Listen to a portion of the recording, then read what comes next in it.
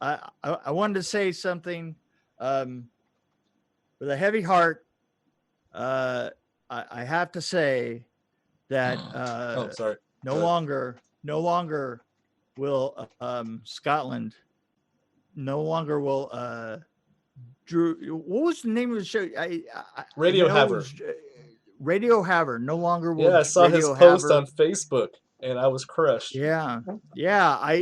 Me too. So that was a good year. That was a good year where we were able to spread the Dream Warrior review on the cracker that is Yep. Scotland. And that ship has sailed. And that ship, See. yeah, see that ship has sailed. Anyway, thank you very much, Drew. Yes. And thank you very much for all the good news. Well, we should have him on our show. Actually, I think he should. Be a guest. We should. We'll give him a little bit, and then we'll break him in. We'll have him review like Toxic Avenger with us or something weird, you know. Okay, guys. Thank you very much. Bye. Bye. There you go. Yeah. Very, very, very, very good. I like this look here going with my thing and your black and white thing in the background. Dream Warrior, ain't gonna dream no more on the Dream Warrior. Recorded live from the dungeon, this is the Dream Warrior Review, and I'm Kurt Thomas. And coming at you live from the hills of Tennessee, I'm Mick Strawn. Mick Strawn.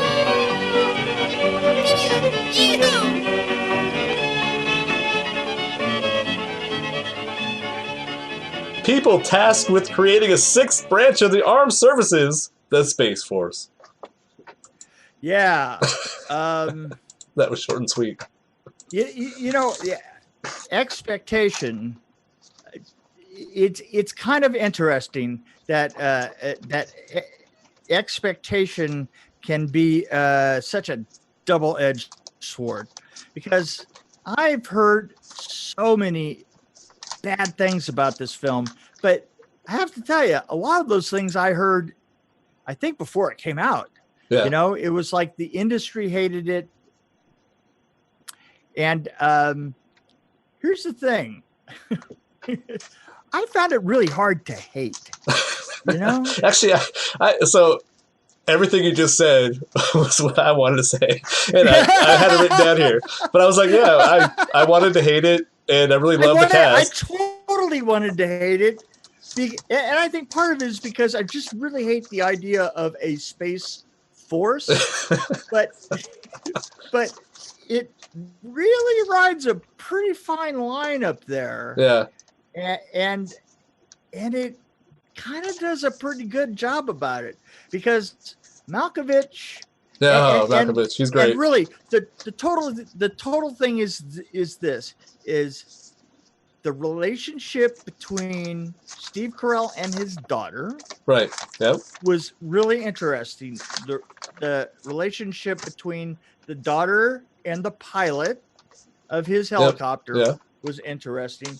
And definitely the relationship between Malkovich and Steve Carell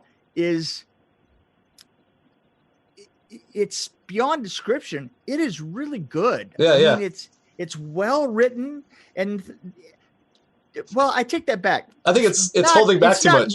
Yeah, it's not really as well written as it is. It's really well acted. Yeah, those are two professionals up there, and you can tell. I think it holds back too much, and I think the dialogue is a little. I mean, I think the jokes can be a little. I wanted to see more like Leslie Nielsen, like right, you know, really just off over the top kind stuff. Of humor. Yeah. But you know what they went with is they went with humor that you didn't have to not explain. You know what I mean? I mean, for instance, well, some jokes didn't work at all. I mean, right, but when they didn't work at all, they kind of became part of the plot. You know what I mean? Yeah. Well, there's some jokes that kind of reminded me of Airplane a little bit, like the button covers. You know. Well, you know what this really reminded me was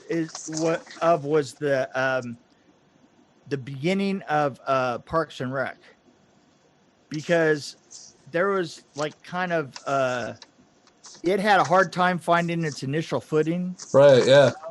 You know? And there was some awkwardness kind of combined with like these periods of brilliance. Yeah. And this was kind of suffering from that, but it's kind of like first season of The Office, really. Yeah, right, exactly. But they did do something in this that really redeemed it to me, is that no matter what, there was a kind of at the end of it, there was this underlying sweetness hook. Right. You know, this kind of this sweet redemption character. And they didn't immediately go for the well, you know, the obvious thing would have been on the very first one would have been for the ship not to have worked, right? I mean, they were setting you up for this. Yeah. But what they did instead was utterly brilliant. You know, what they did instead, you went, well, that was a good way to get out of that trap. It's funny because at that point you realize that, yeah, no, this really is Daniels. Right. You know, the guy that. Oh yeah. This is really Daniels and Steve Carell. I mean, these guys know how to get out of the obvious. And I like the idea that they're not always flipping on the obvious turn. Yeah. And I really have to say that it took about 2 episodes. But by the time I hit the 3rd, I thought, well, I want to see the 4th and the 5th and on. Yeah. Well, I think it's picking up. I saw the 4th one. I think it's picking up steam a little bit. Yeah. It's. So I'm hopeful.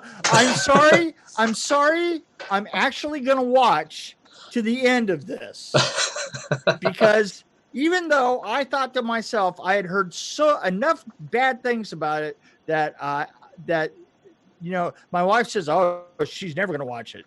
Right. You know?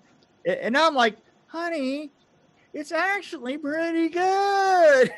Well, actually, I kind of like how, I guess, not really bad, but how cheesy it is. That's part of the charm. It is part of the charm. There is something that's very cheesy about it that actually works in its own way. You know, there's a certain stilted aspect of it. Yeah. That actually. Well, I never thought I'd like Steve Carell, and I never thought I'd see Steve Carell and John Malkovich together. But you're right, the stiltedness of it. You said that, and I first thought of my kids have been obsessed with Willy Wonka and the Chocolate Factory lately, and I've seen that 100,000 times. But but you know, he has a perfect way of like pausing, you know, for humor, and that's kind of like the similar. There is, and Malkovich is. You know, it's weird because there's moments in there where the two of them are getting along, and it kind of warms your heart in a weird way. Right. Yeah. Yeah. I hate to admit it, you know. And how can you go wrong with a monkey? Yeah. Right. The monkey. Killing off the monkey. No, that's right. The monkey got. Yeah, he got promoted. Okay, let's say promoted. Well, I was really fearful because do you remember that movie Mixed? I think it was called Mixed Nuts back in the 90s. It had Steve Martin and a whole bunch of like stars in it. Yeah. And I was like, "Oh, this is gonna be awesome! I can't wait to see this." And then I went to the theater to see it. And I was like, "Oh, this sucks." So I had that kind of feeling. The only multicast that's I guess that I've seen that I really liked is like Clue or like Knives Out. You know, right? Yeah. Right. Exactly. Yeah. Yeah, because Clue is. I kind of like Clue actually. Well, actually, Knives Out though was brilliant. Absolutely, yeah. You know, it was absolutely brilliant.